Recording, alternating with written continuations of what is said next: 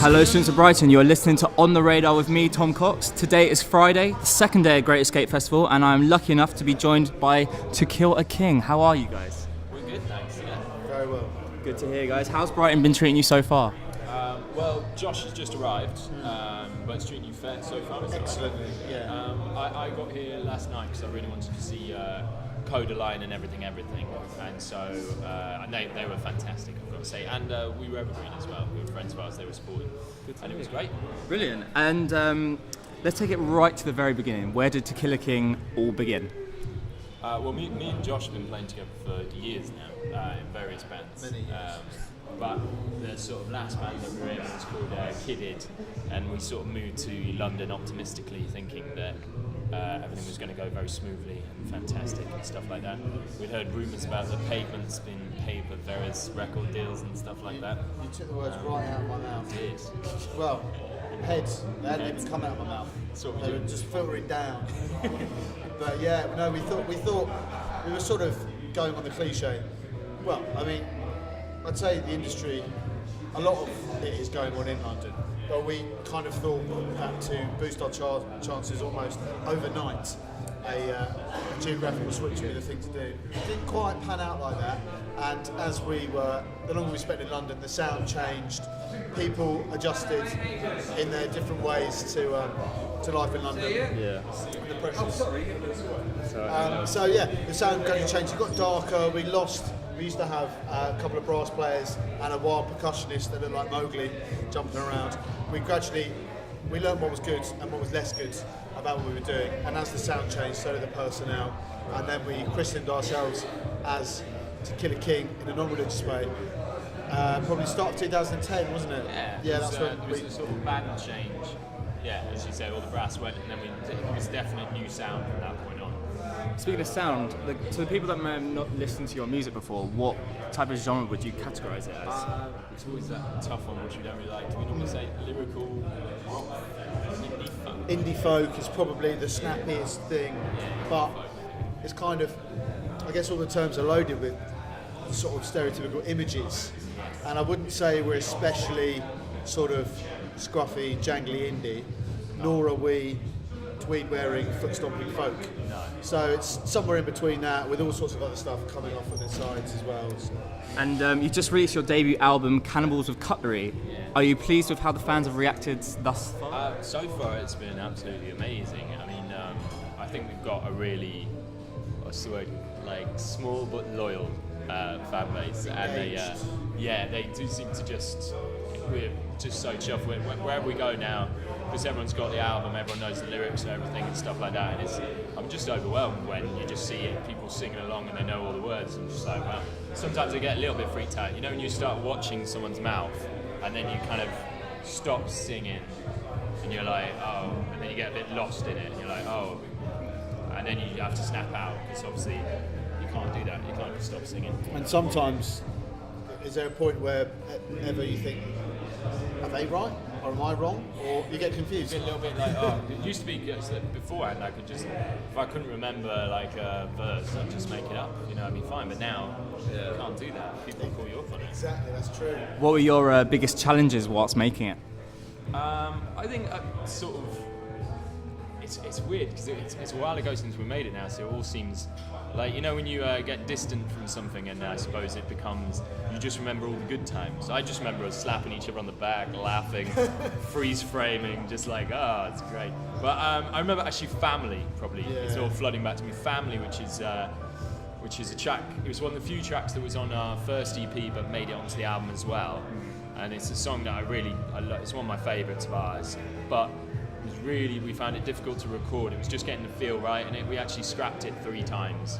And then it was on the 4th one, which was the lucky one, which actually we were like, this works. But it was just kind of, I suppose it was also one of the early songs that we recorded, so we were still at the stage where we were, I suppose, finding ourselves, as lame as that sounds, but like, you know, once you start recording stuff to a certain level, you really have to decide what we're going for here, and I think that was one of the early ones where we were sort of like finding our feet. But yeah, it was tough, but it was great in the end. I'm so pleased with the album. What were your biggest influences whilst making it? This can be both musical or non-musical. Well, actually, whilst writing the album, I tend to watch a lot of. I get very addicted to TV shows, so a lot of the HBO stuff, like things like The Sopranos and all that stuff, and The Wire. I absolutely love that, and I quite often have them quite low in the background whilst I'm sort of tinkering away on the guitar and writing stuff, and that's good. Musically, it's hard. There's a few bands that we all nearly all like. Yeah. But it's normally one, and it's quite often Josh is the one. Despite playing in a modern guitar band, I'm not actually a massive fan of modern guitar music. No. Well, not kind of in the mid to latter part of this century, anyway. The rest of the band, we like bands like Elbow and The National, Grizzly Bear, people like that. I can't believe it, we're going to be sporting Flaming Lips back here in Brighton on Wednesday, so like next week. And they, for me, are one of growing up, just one of these bands that I absolutely love. And so, yeah, I'm very excited about that. I think, the way I see it, anyway, the way I kind of validate perhaps not being as madly in love with some of these bands that the rest of the band are into, I think we appreciate the same things about music. So we'll think the same about hopefully not overdoing an arrangement, or when an instrument should step forward, when it's to sit back.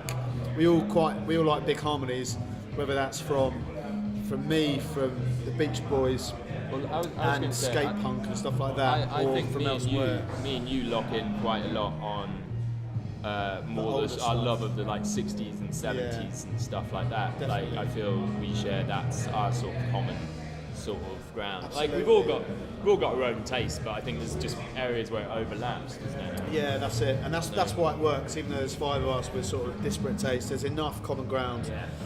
And we've got this. I guess we share the same vision for what we want this band to be about and sound like. And we all like To Kill a King, don't we? Most of the time, 90%. Do your label, Communion Records, do they have a lot of input in the production? Actually, this is something that quite a lot of people get mistaken by.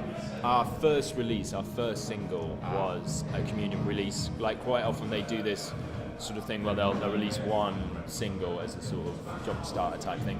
And we still do a lot of stuff with Communion, we play a lot of their nights and that sort of thing, but we're not actually signed to them. We're actually, we're unsigned. We released the album for our own label, which is called Cannibals with Cutlery, like the album. And so it's a self-release. So you have all the creative input. Yeah, so it's great. We decided, it's nice to be in sort of control like that. I think, we'll see how things go, but for the moment we like that. I don't know whether we'll continue that for the second album, because it would be nice to, it's great because you have all the control and that sort of thing, but also everything that we do has to be self-funded. So,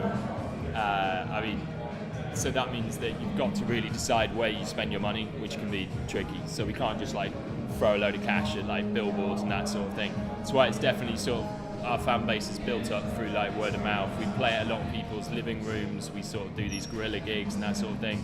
And it's fun. That's why I think we have this sort of small but loyal, because we've actually, with music, it's always about sort of making connections and stuff like that. And I think if you have played in someone's living room or done something unusual and actually connected with them, then they're going to sort of stay with you for a longer time, which is great. So you guys tonight are performing here at the Sticky Mike's Frog Bar, and then tomorrow is the big event supporting Bastille at the sold-out show at the Dome. It's going to be great.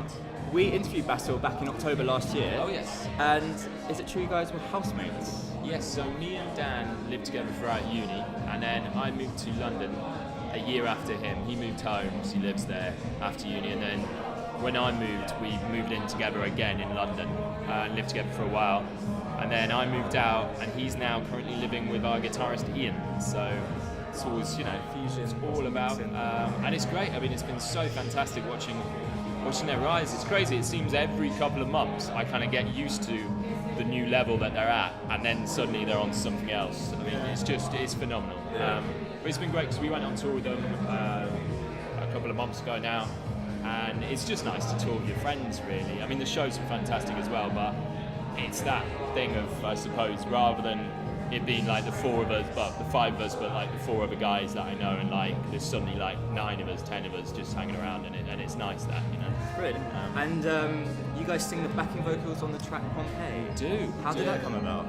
He asked us. Yeah, he just, I think in the studio it was normally just Dan and his producer, and I think he was sort of trying stacking up his voice doing all those backing vocals, and there wasn't the blend that you get with different voices, so he just roped us in because we're sort of used to all singing together like a bunch of Morris dancers, and yeah, we just, that was that really, and it's great. I heard myself on the end of the BAFTAs the other day, which is quite surreal, and it just sort of, it'll be played various places and you hear it it's very strange hearing yourself in places where you wouldn't expect, like at football grounds and things like that. It is bizarre, but it's great fun. It'll be something to tell the grandchildren perhaps. Absolutely.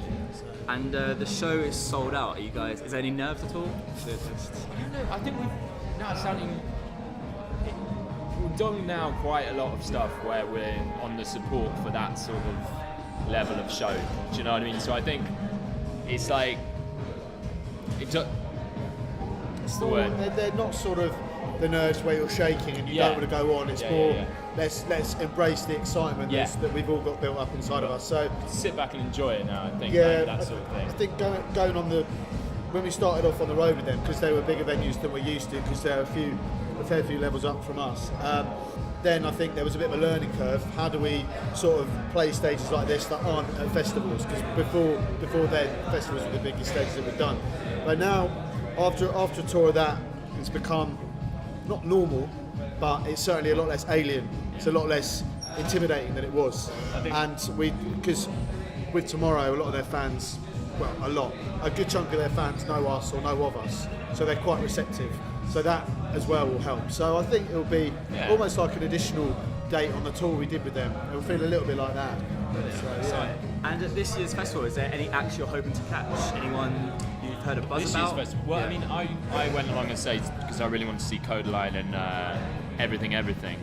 There was a band that I wanted to see but I missed yesterday called Wolf Mount or Mount Wolf, I think it is. Wolf Mount, Wolf MT. Anyway, there was Wolf MT, I think it's Wolf Mount. They were supposed to be pretty good. There were a lot. It's weird it comes in waves, doesn't it? I also caught Keston Cobblers Club, who are a friend of ours, they're friends of ours, yesterday, and they were really good. Trying to think who else I've seen. I didn't realise, but John Grant was playing, wasn't he? I only know this because he posted on Facebook that someone's nicked his laptop. And he's really upset because apparently he's got his life on it, and he's just like, please give it back, I'll give you money, whatever sort of thing, give it back. So if you're listening and it was you give his laptop back, and if you know who did it, ask them politely, with clenched fists, to give back John Grant's laptop. It's not cool. Those ones. I mean, I'm sure if we weren't playing tonight, we'd probably go along to see Billy Bragg, wouldn't we? Yes, I would definitely see Billy Bragg because he's old. I'd like to see the Skints as well, but I think they're on at the same time as us, so I'll have to get over that. Yeah. And I'm sure there are more. I haven't actually had a thorough look at the lineup, which is my fault. But hopefully I'll sort of stumble across some things when I go for a walk after sound check and whatnot. So I think today's the day where we'll have the most amount of time to see stuff. So. And in terms of the future, what can we expect soon from To Kill a King? Well, we'd like to do. We've currently got the sort of basis of the second album there. It basically needs fleshing out. So I really just want to work on that. I suppose it's just finding time because we just seem to be getting busier and busier. So it's finding time where we can sit down and actually get into a studio, record it, and that sort of thing. But I want to just move on to the next one as soon as possible, really.